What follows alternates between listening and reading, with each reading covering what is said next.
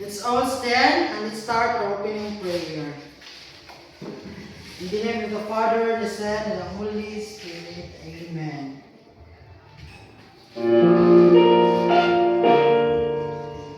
Please bow your heads and let us pray.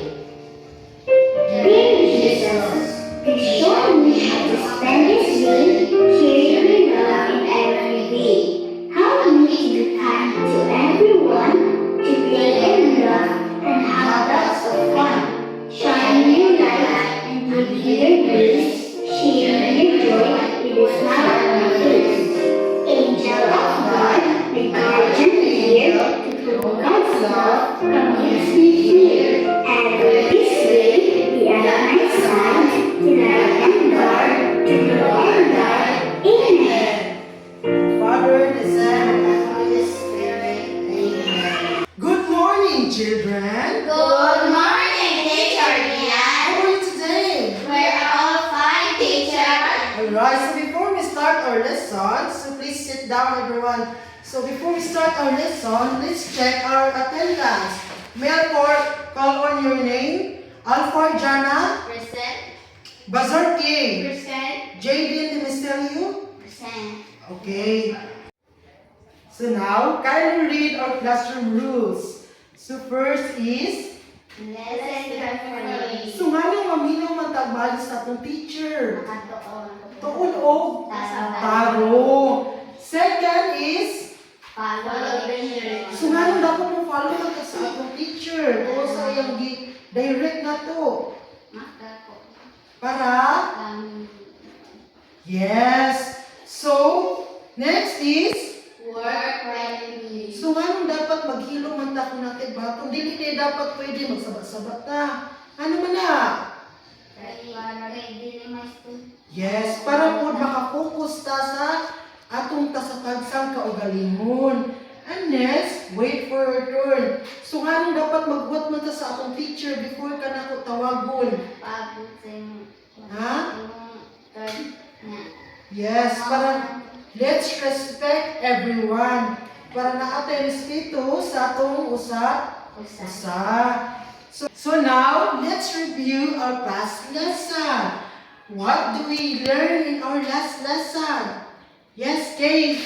Reader. Yes, thank you. So can you name the different kinds of weather, Jaden? Sunny, rainy, cloudy, and windy. Very good. So what do we use during rainy weather? Jana, please stand. Raincoat And? Okay, very good. So how does sunny weather feel? Okay, Jaden. hat and dry. Yes, we feel hot and dry. So please read everyone. Weather refers to current conditions of atmosphere. These conditions are shaped by the direction of sunlight in the passes in Earth's atmosphere. So, before we start our new lesson, let's motivate ourselves. Let's sing with me, class. So, are you ready? Yes. So listen. What's the weather? What's the weather? Like today, like today. Look outside the window, look outside the window. Can you say? It's a sunny, sunny day, sunny day. Go to the sunshine, go to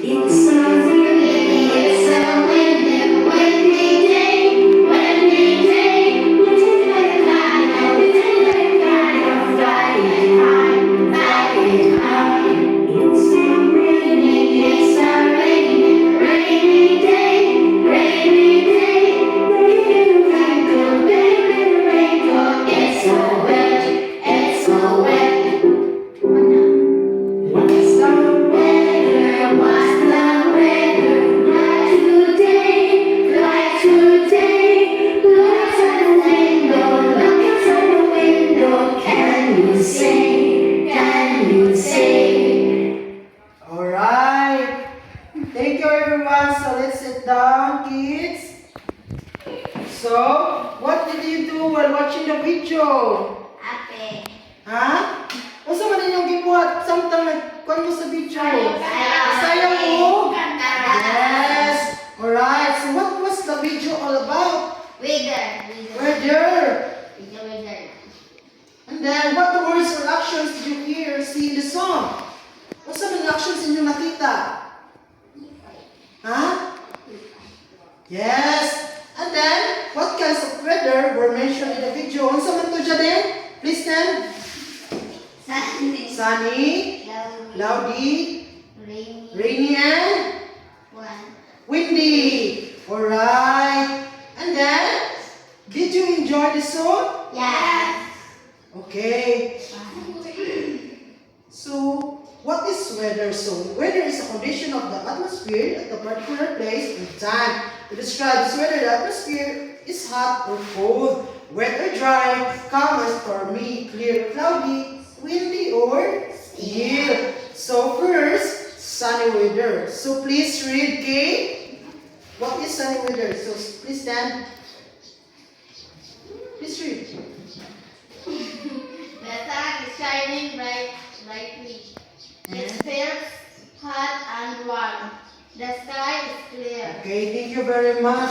So, what do we use or wear? Unsa man atong sa loob kung init? Salito. Saliko, unsa pa man? Paypay kay init ang panahon. So, rainy weather. So, please read, Jana. Please stand. Rain falls from the clouds. The ground becomes wet. Okay, thank you very much, Jana. So, what do we use or wear if the rainy season? Kape. Ha? Mga kayo sa man? Tugnaw. Tugnaw sa kabuntagon. Unsa pa man kunting ulan? Jacket kay tugnaw gihapon. So kung gawas ka ay mo sa man yung gamiton. Raincoat o payong. And then windy weather. So please read, Jaden. The air moves strongly, trees and leaves move with the wind. Okay, thank you very much, Jaden. So what do we see? Unsa man itong makita kung windy weather? Kunting hangin. Unsa man itong makita? Yes. Nakakita ba ka og mga bata nga magduwa og sumakay? Yes. Kay magamit na siya kunting hangin. Magamit pa siya kung tingulan ang buwan? Dili. So cloudy weather. So please read, everyone. The sky is covered with clouds. The sun is not very bright. So now I will group you into 3 groups. So group 1, well, with the leader is Jana and Far. So the group 1 march towards the left, each picture to the right. So in group 2, Jaden Dimasani will be the leader. So follow the clothes based on the weather. And then the last group 3, will be the leader is K Bazaar. So look at the pictures and circle the correct words. So I'll give you 5 minutes to answer that activity. Before we start our activity today, please read our reminder for all groups. So, work quietly and cooperate with your teammates. And then, Respect each other's ideas and opinions. Finish your work on time. Present your output in front of the class after finishing. All your answers in your activity is correct. Good job, children. So, now, what are the different kinds of weather? Yes, Jaden? Cloudy, rainy, windy, sunny. Yes, correct.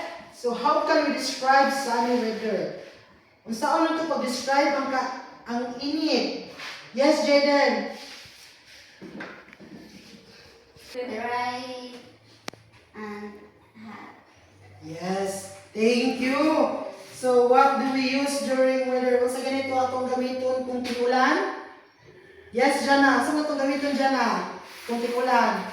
Raincoat. Raincoat o?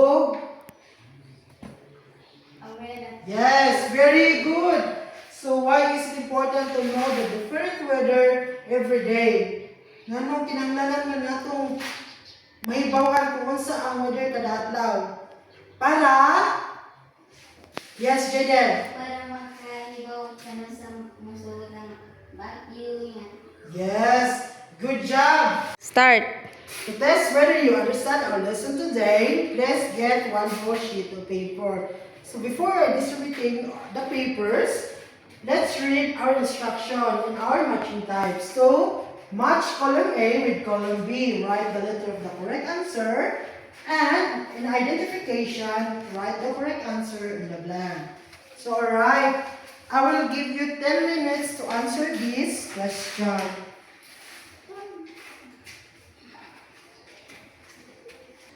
Time is up.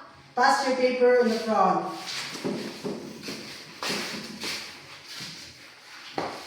Alright, please do your assignment for tomorrow. Are you done copying your assignment, class? Yes! Alright, so that's all for today. Goodbye, students. Goodbye!